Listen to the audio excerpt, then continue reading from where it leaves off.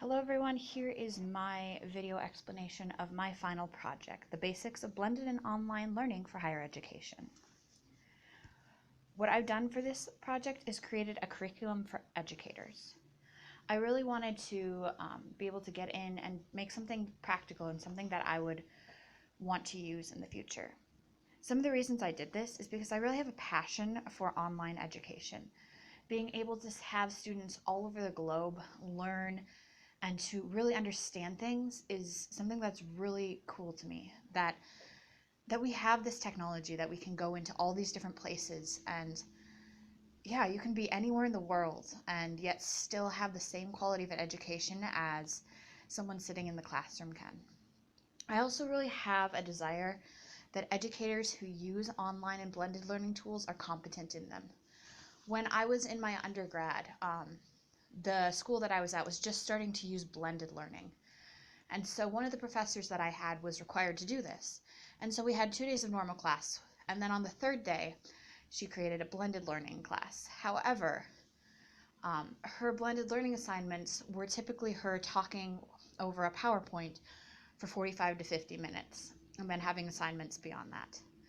And at that point, it really frustrated me because I knew that wasn't a good learning tool. I wasn't learning with that. It would have been better to be in the classroom and have her talking where we could at least engage back and forth than to sit and listen to a PowerPoint presentation for 45 to 50 minutes.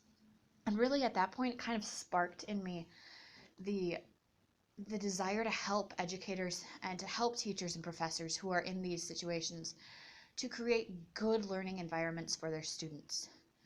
I also have a belief that a good teacher makes a good student. And not to say that if you're a good teacher, then your students will all be good, or that only good students come out of good teachers, but to say that if teachers are teaching well, then on average, their students will perform well and be able to engage well with the information that is being taught to them.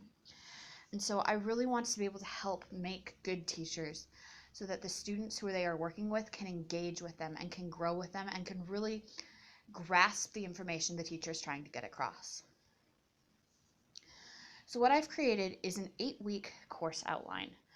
The courses involved in this would be an introductory week course, a course on constructivism, a course on collaboration, one looking at online tools that teachers can use, one focusing on gamification, one really specifically focusing on blended learning and flipped classrooms, one looking at MOOCs and microlearning, and then finally a conclusion week where the students are able to apply what they have learned and share that with the class.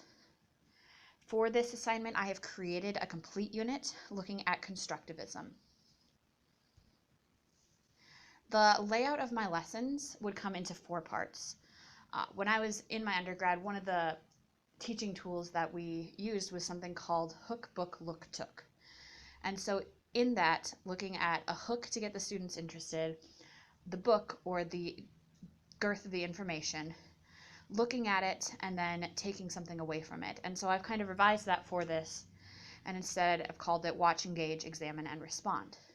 So the students will watch an intro video, they will engage with the topic, whether it's through written or audio or through a video medium.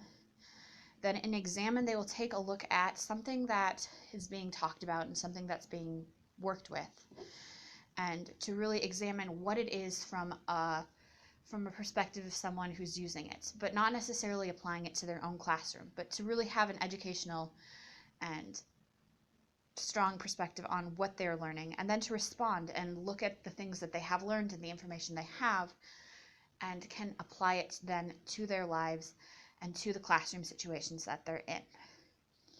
The class also has 2 major projects that I've come up with. One is blogging, and the other is a toolkit creation. The idea behind doing the blogging is that the teachers are able to really take one tool that they might apply to their students and use it to grow in their own teaching methods.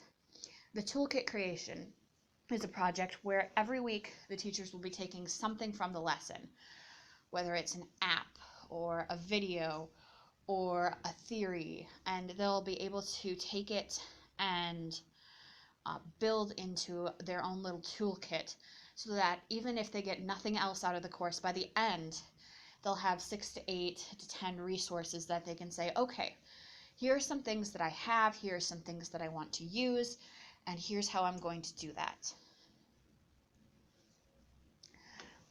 From our class, there are a couple of sources that really stuck out to me in creating this first overall course and then the unit.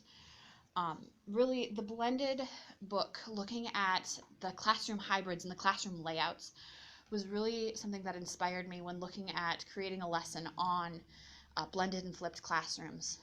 While it was focused on educational settings in a K-12 setting, I think taking those ideas and looking at how can we change the dynamic of a classroom, even in a college setting, is something that's really important, and I think teachers don't necessarily think about. And I could be wrong in that, but I like the idea of being able to engage teachers and say, okay, here are some different ways that you can use your classrooms. Have you thought about doing this? Maybe you have a blended learning classroom where students are coming in groups of, or the class is split into thirds, and so you teach the same lesson 3 times, but then they have online things that they're engaging with. And so really challenging educators in that to say, how are you doing your classroom, and is there a better way for the information that you have to best teach your students? Again, with looking at the O'Brien article on hybrid learning and understanding how can we engage in the best way, really has the overall thought of the class, and thinking how can we engage in all these different methods and methodologies for what learning is.